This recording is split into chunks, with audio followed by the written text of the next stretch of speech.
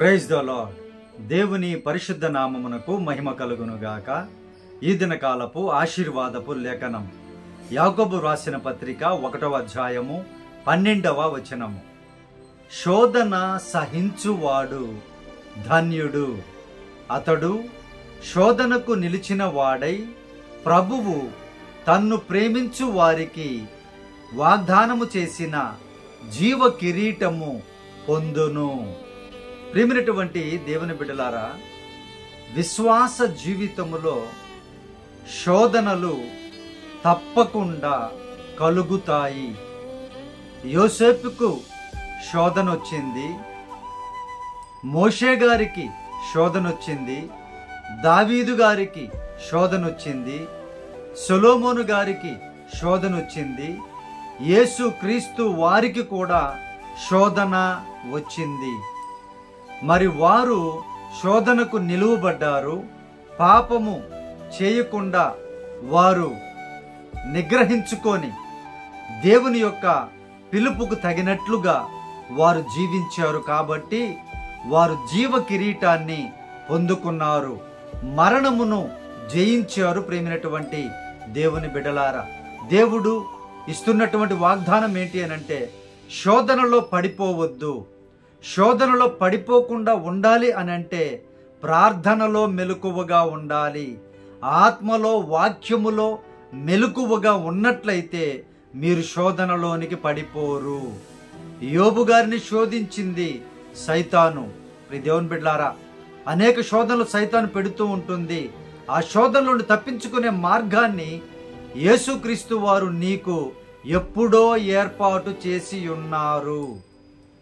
మాకే ఎందుకు వస్తున్న ఈ శోధనలని ఒకవేళ నువ్వు ఆలోచిస్తూ ఉంటే, దేవుడు చెప్పినటువంటి మాట, ఆ శోధనను తప్పించుకునే మార్గమును కూడా ప్రభు వారు నీకు ఏర్పాటు చేసి ఉంటారు. ఆ మార్గము కోసం ప్రయత్నం చెయ్యి, ఆ మార్గమును వెతుకు.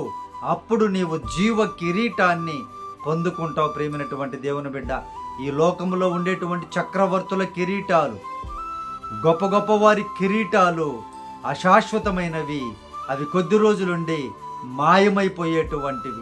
కానీ దేవుడిచ్చేటువంటి జీవ కిరీటము యుగ యుగములు నీకు ఉంటుంది. ప్రేమైనటువంటి దేవుని బిడ్డ, ఆ జీవ కిరీటము కోసము ఎన్ని శోధనలైనా సరే, సైతాను పెట్టేటువంటి శోధనల్ని నీవు జయించడానికి, ఎదుర్కొనడానికి దేవుని యొక్క సర్వాంగ కవచమును ఆయన నీ కోసం సిద్ధపాటు చేసి ఉన్నాడు. నీవు ధైర్యముగా ఉండాలి, దేవుని ప్రార్థన చేయాలి, పరిశుద్ధంగా పవిత్రంగా ఉండడానికి నీవు 100% ప్రయత్నం చేయాలి. ప్రియమైనటువంటి దేవుని బిడ్డ, అప్పుడే నీవు ఆ శోధన జయిస్తావు. ఆర్థికమైన శోధన, ఆర్థికపరమైన శోధన, అనారోగ్యపరమైన శోధన, ఇదిగో కళ్ళతో పాపం చేసేటువంటి శోధన, శరీరంతో పాపం చేసేటువంటి శోధన, ఎన్నో శోధనలు వస్తాయి. ప్రియ దేవుని బిడ్డలారా, విశ్వాసుల జీవితాల్లో ఆ శోధనలన్నీ కూడా మీరు జయించగలరు. జీవ కిరీటం నేను ఎదురు చూస్తూ ఉన్నాను, మీకోసం జీవ కిరీటం పెట్టాలని ప్రభువారు ఈ వాగ్దానాన్ని ఇస్తూ ఉన్నారు. ప్రియ దేవుని బిడ్డలారా, నీకు ఈ లోకంలో ఏ కిరీటం లేకపోయినా పర్వాలేదు, కానీ ఆ జీవ కిరీటం లేకపోతే మనము దేవుని యొక్క మార్గంలో నడిచి కూడా వ్యర్థులమైనట్లే. ప్రియ దేవుని బిడ్డలారా, కాబట్టి జాగ్రత్తగా ఆలోచించండి, జాగ్రత్తగా శోధనని సహించండి, ఓర్పుగా ఉండండి. శోధన జోలికి వెళ్లకుండా, పాపం జోలికి వెళ్లకుండా జాగ్రత్త కలిగి జీవించండి. ప్రభువారు నీకోసం ఉన్నతమైనటువంటి శాశ్వతమైనటువంటి జీవ కిరీటాన్ని సిద్ధపాటు చేసి ఉన్నారు. ప్రియ దేవుని బిడ్డలారా, ఆ కిరీటం అందరూ పొందుకునేలాగున, శోధన జయించులాగున, ఈ దినకాలం ఏ శోధనలో మీరున్నారో ఆ శోధన జయించడానికి దేవుడు శక్తిని అనుగ్రహించినట్లుగా ప్రార్థన చేసుకుందాం. ప్రార్థన.